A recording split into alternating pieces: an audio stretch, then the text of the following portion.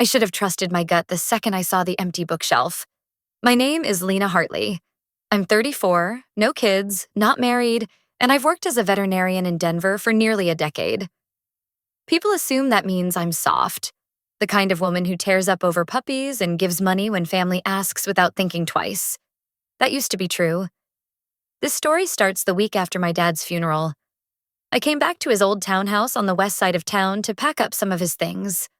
Old books, family photos, the fishing rod he wouldn't let anyone touch but always bragged about. I was still grieving, still in that fog where time blurs and your body goes through the motions, but nothing feels real. So when I walked into the study and saw the shelves stripped bare, it didn't register right away. I just stood there, blinking. The books were gone. The glass cabinet where he kept his documents, tax files, insurance papers, his will, was empty. The key was still in the lock, but the contents vanished. I called my older sister Marla. She's 38, married, has 2 kids, and lives a town over. She and I had always been different. She was the loud one, the charming one. I was the one people forgot at dinner tables, but even with all our differences, I never imagined she'd answer the phone the way she did. "Oh, that," she said casually, like I was asking about a missing frying pan. "Yeah, I took care of the papers last week. The house is already in my name." I remember sitting down because my knees started to shake. "What do you mean? In your name?" "Dad wanted me to have it. You live in a rented apartment and you're barely ever around anyway. I mean, I'm raising 2 kids. You don't even need a house like that." I didn't scream. I didn't cry. I just sat there and whispered, "You filed a title transfer without telling me?" Marla laughed like it was nothing. "Lena, come on, don't be dramatic. We're family. I thought you'd be glad someone took initiative." In that moment, I felt something crack. Not just anger, something deeper. The kind of realization that burns through your spine. I didn't even know the full story yet, but I could feel it. I was being erased. My dad wasn't wealthy, but that house meant something. It was the only stable thing we ever had. And he'd always said, always, that we'd share it equally. He used to joke that if one of us tried to hog it, he'd come back to haunt us. I couldn't stop shaking. My dad had been dead for 6 days. His ashes hadn't even been buried yet. And somehow, in that small window of grief, Marla had found the time to dig through his papers, sign the house over to herself, and act like I should be grateful. I didn't even have the strength to yell. I just asked, "What about Dad's will?" There was a pause. "It got misplaced," she said, and hung up. I sat in silence for a while after that, trying to breathe through the storm building in my chest. I was about to leave when I noticed something strange. Dad's old iPad still plugged in beside his recliner. I picked it up, hoping maybe there was something, anything, to prove what he really wanted. I scrolled through messages, photos, notes. Nothing. Until I opened the voice memos. There was a file dated just 3 weeks before he passed. My hands were trembling as I hit play. "Lena," his voice said, crackling through the speaker. "Remind your sister not to touch the legal stuff. I'm updating my will to make sure you both get an equal share. I've already told the lawyer. It'll be done next week." That was the last thing he ever said to me, at least on record. I looked up, heart pounding. She knew, and she took everything anyway. And that's when I realized this wasn't just selfishness. It was planned. After hearing that voicemail, I just sat there with the iPad in my lap, staring out the window like the world had stopped. My dad's voice, so familiar, so calm, was ringing in my ears on repeat. "Make sure you both get an equal share." And Marla knew. She knew and still forged ahead like nothing. Like I didn't matter. Like I was invisible. I called the law office my dad had mentioned once before. Something about updating his estate through a guy named Leonard Webb. It took 2 tries to get through.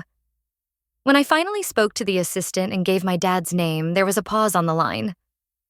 Yes, Mr. Hartley had scheduled an appointment, but he passed before we finalized the paperwork, she said. I'm so sorry for your loss.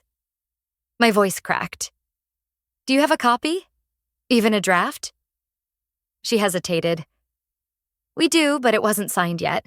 Legally, the last signed document on file is from 4 years ago. I thanked her and hung up. 4 years ago, Dad's will left the house to both of us, 50-50. Which meant unless something else came up, that's what should have held. So how did Marla transfer the property? That night, I couldn't sleep. I kept going over every conversation from the past month. The way Marla insisted I stay at my apartment and let her handle the funeral stuff. How she made sure I didn't go near the paperwork. The way Mom kept calling me sweetheart in that fake sugary tone, saying, You've always been so busy with work. Let your sister take care of this. It wasn't just one person. They'd all played a part. The next day, I drove straight to the county clerk's office to pull the property records. And there it was. A quitclaim deed, notarized and filed 2 days before the funeral. My name wasn't on it, just Marla's and Mom's. My own mother had co-signed the transfer. My hands started shaking again. I sat down in the hallway, knees pressed together, trying to hold myself together. That's when I saw it. The notary stamp was from a UPS store, somewhere near Marla's house. I took a photo of the document and I left. I needed air. I didn't know where else to go, so I drove to the park my dad used to love. There's this old bench facing the lake tucked under a tree. I sat there until my breathing slowed. Then, for some reason, I opened Dad's old email on the iPad. I knew his password. It was the name of our childhood dog. He never changed it. At first, it was all junk and newsletters, but then I found something in the drafts folder, a message he never sent. The subject line said, To Lena, in case I don't get to say this. My stomach dropped. It read, If something happens to me, and you feel like you're being pushed out, don't let it go. Marla, she's always thought she deserved more. But that house is part of both of you. Don't let anyone tell you otherwise. You've taken care of me more than she ever did. I couldn't stop the tears. That night, I went to Mom's house. I didn't knock. I walked straight in like I used to when I was a kid. Marla was in the kitchen drinking wine, laughing with her husband. Mom was on the couch folding towels. The minute they saw me, the mood shifted. Marla looked up, annoyed. What's the matter now? I held up the iPad. I know what you did. I have the voicemail. I have the deed. And I found Dad's email draft. He never agreed to give you the house. She rolled her eyes. Lena, give it a rest. You don't even want the place. You're always working. You never wanted to be part of this family anyway. I wanted to believe we were still a family, I said, my voice shaking. But I see now. That only applied when I stayed quiet. That's when Mom spoke, soft but sharp. You're being ridiculous. Your sister has a family. You have no one but work and cats. Of course we thought the house should go to someone who needs it. No apology, no remorse, just justification. I was about to leave when I caught something on the dining table, a stack of envelopes and papers. One of them was open, half tucked under a grocery flyer. I leaned in and saw the heading. Application for small business loan. Collateral, 714 Lakeside Drive. My dad's house. I stared at it. You used the house to get a loan? Marla stood frozen. Her husband muttered, She wasn't supposed to see that. My mother's face turned white. I'm done, I said, backing toward the door. You didn't just steal my inheritance, you gambled it. I slammed the door behind me, but their voices followed. Marla yelling, Mom calling my name. But I didn't stop. I had enough, and I wasn't going to let them get away with it. I used to think betrayal was a sudden thing, like someone stabbing you in the back all at once. But it's slower than that. It creeps in layer by layer until one day you look around and realize the people you love have been chipping away at you for years. And you didn't even notice. That realization hit me like a freight train as I stared at the loan papers on Marla's dining table. They didn't just take Dad's house, they used it as collateral to finance some vanity project. And they did it while I was still writing his eulogy. I didn't sleep that night. I sat on the floor of my apartment, surrounded by old paperwork, photo albums, a half-empty bottle of wine, and Dad's voice playing on loop from that voicemail. I just kept hearing, "Make sure you both get an equal share." The next morning, I called someone I hadn't spoken to in nearly a year. Zane. We dated a long time ago, back when I thought I had to choose between love and independence. He's a real estate lawyer. Smart, blunt, never sugarcoats anything. We didn't end on bad terms, but I never expected him to pick up on the first ring. "Lena?" His voice was cautious. "I need help," I said. And I wouldn't ask if this wasn't serious. We met that afternoon at a quiet coffee shop near the courthouse. I showed him everything: property transfer records, Dad's will draft, the forged quitclaim deed, and the loan paperwork. He flipped through the file, whistling low. "They didn't just screw you over. This might actually be illegal." "Might?" I asked. He looked up. "Depends on how they got that notarized. If they forged a signature or used deception, we could be looking at fraud. Did you sign anything before the funeral?" Number I wasn't even allowed near the documents. Marla told me to rest while she handled the logistics. Zane leaned back. "Then we go after them. Not out of spite, out of necessity." Something shifted in me. Not rage, not revenge. Clarity. I had been told my whole life to keep the peace, to let things go. But this wasn't a disagreement. It was a theft in plain sight, dressed up in family values. Over the next 2 weeks, I gathered every email, every text, every voicemail. Zane helped me draft a formal notice of dispute, and we filed a preliminary complaint with the civil court. And that's when the phone calls started. From Mom, from Marla, from numbers I didn't recognize. First, it was guilt. "Lena, your father wouldn't want this." Then it turned to blame. "You're tearing the family apart." Then came the threats. "You're going to regret this. You're nothing without us." I didn't answer any of them, but I saved every voicemail. Zane was relentless. He got in touch with the notary listed on the deed, some woman named Jill who worked at the UPS store near Marla's place. She remembered the day the document was signed. I asked where the other party was. She told him over the phone. But the older woman, her mom I think, said Lena was sick and couldn't come. They insisted it was all fine. Zane's eyes narrowed. "That's fraud. Right there." I couldn't believe it. My own mother stood in for me, to help my sister steal the only thing my dad wanted me to have. I was shaking when I told Zane. They didn't just lie. They replaced me, like I didn't exist. He didn't say anything, just reached across the table and squeezed my hand. We filed a motion to halt any sale or refinance involving the house. The court approved a temporary injunction, and we were officially scheduled for a hearing. But then, just 3 days later, I got a message that nearly made me drop my phone.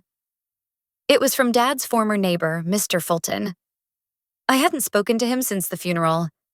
He was kind, quiet, lived 2 doors down and used to bring over pecan pie every Thanksgiving.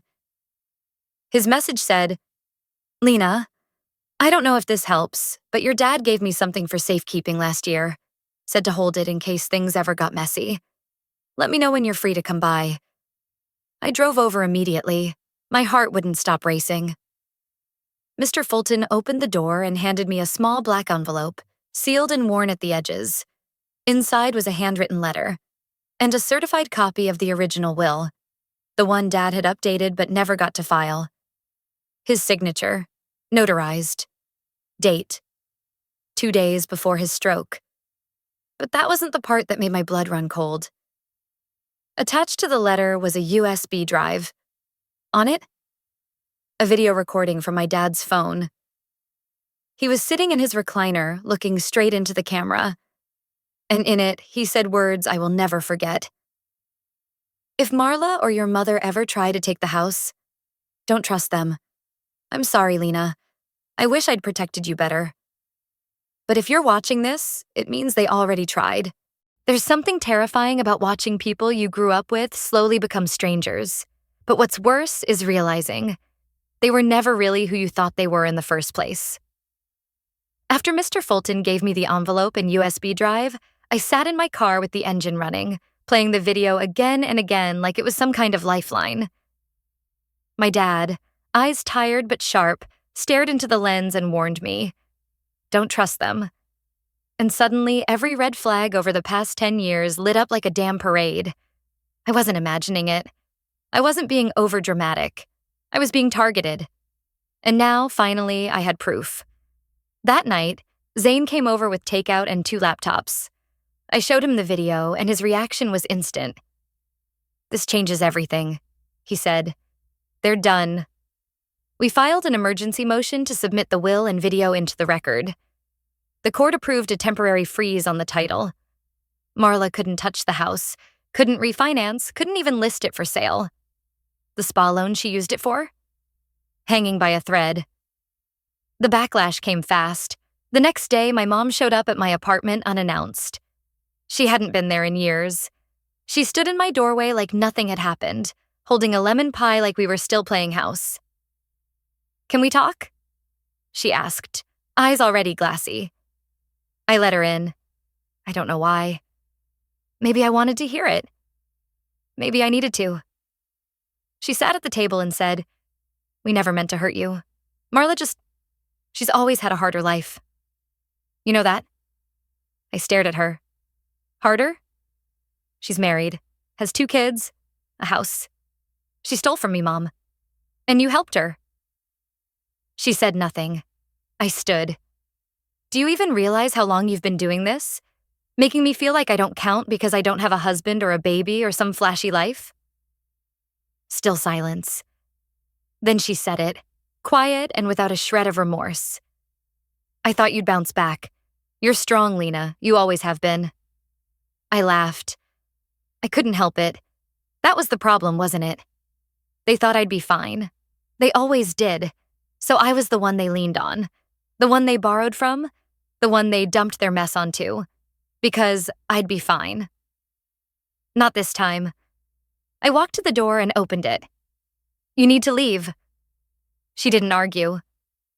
3 days later, the preliminary hearing began. Marla walked into court in a beige suit like she was going to brunch. Her husband sat beside her, smug. My mother avoided eye contact. The judge reviewed the will, the video, the forged deed, the bank loan. Her brow furrowed deeper with every page.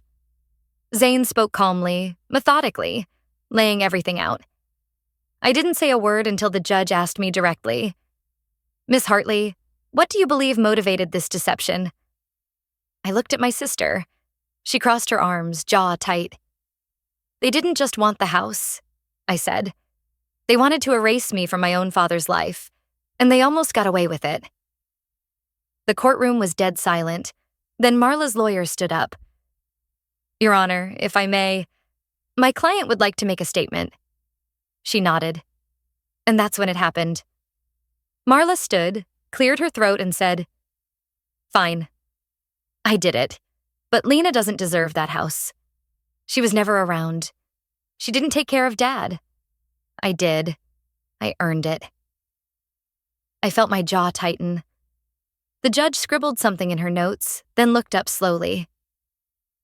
"Thank you for your honesty. That will be noted for the record." And just when I thought that would be the worst of it, the judge said, "There is, however, one more piece of evidence submitted last night. A voicemail, recorded just before the transfer, between Ms. Walker and the notary." My stomach dropped. I hadn't submitted that. She played it aloud, Marla's voice clear as day. "I don't care if Lena's name is on the will. She won't fight it. She never fights back. She's too soft." The courtroom froze. Even her lawyer looked stunned. Marla turned to her husband, whispering, "You said that was deleted." He stood, hands up. "You're on your own." He walked out. Right there in the middle of court, When Marla's husband walked out of that courtroom, you could have heard a pin drop. She stood there like a statue, face blank, hands clenched, suddenly and violently alone. The judge gave her a moment. Then she spoke, voice calm but cutting. After reviewing all submitted evidence, including the video testimony, notarized will, falsified deed, and the audio recording, this court finds grounds for both fraud and willful deception. Title to the property at 714 Lakeside Drive will be reverted to Lena Hartley, effective immediately. Additionally, Marla Walker is ordered to repay all loan amounts tied to the property and will be referred for criminal fraud investigation. I didn't cheer. I didn't cry. I just sat there, breathing, like someone who had finally made it to the surface after being held underwater too long. But the judge wasn't finished. Turning toward my mother, she said, "Though there is insufficient evidence to charge Mrs. Hartley as a co-conspirator, her participation in a deceptive notarization process and her presence in multiple coercive communications to the plaintiff are deeply concerning. A civil restraining order will be issued, effective for 5 years." Marla didn't look at me once. Not when the gavel came down. Not when I stood to leave. Not even when the clerk handed her a copy of the judgment. As I walked out of the courthouse, sunlight hit my face like a truth I'd been avoiding. And standing outside, waiting with a to-go coffee in one hand and a crooked little smile, was Zane. "You did it?" he said, holding the cup out. "No," I replied, voice steady. "We did. We didn't go celebrate. No champagne, no fancy dinner. Just sat by the lake across from Dad's old house, my house now, and listened to the water lapping against the shore. That night, I walked through every room of the home they tried to steal from me. I didn't touch anything. I just let the silence speak. The floor creaked under my feet the same way it always had. Dad's recliner was still there. His scent still faint on the upholstery. And for the first time in months, I felt safe. The aftermath came fast. News of the case made its way into a local blog. Marla lost a major investor in her spa business once the fraud investigation went public. Word got out. She couldn't refinance, couldn't secure new funding, and when the bank called in the loan, there was no backup plan. The spa shut down within 3 months. I heard she tried to launch a GoFundMe. It barely reached $300 before the comments turned ugly. As for my mom, she still sends emails. I don't read them. I forwarded them all to a folder named Silence. Letting go doesn't always come in one clean break. Sometimes it's a slow, quiet practice. Ted, my cousin who once stayed silent, sent me a letter, handwritten and folded carefully. "You didn't break the family, Lena," he wrote. "They were already broken. You just stopped pretending they weren't." I keep that letter on my fridge. Looking back, I think the hardest part wasn't losing the house, or even facing my sister in court. It was realizing how long I had let love be an excuse for pain. Family isn't supposed to be earned through sacrifice. Love isn't supposed to cost everything and give nothing back. I didn't win because I fought harder. I won because I finally stopped letting people hurt me and call it love. If you've ever gone through something similar, if someone you trusted turned around and made you feel small, invisible, or used, I hope you know you're not alone. Feel free to share your story in the comments. I'll be there reading, quietly cheering for you. And if this story resonated with you, you're welcome to stay. Hit that subscribe button if you want more true stories like this. But only if you want to, because this space, just like my life now, is all about choice.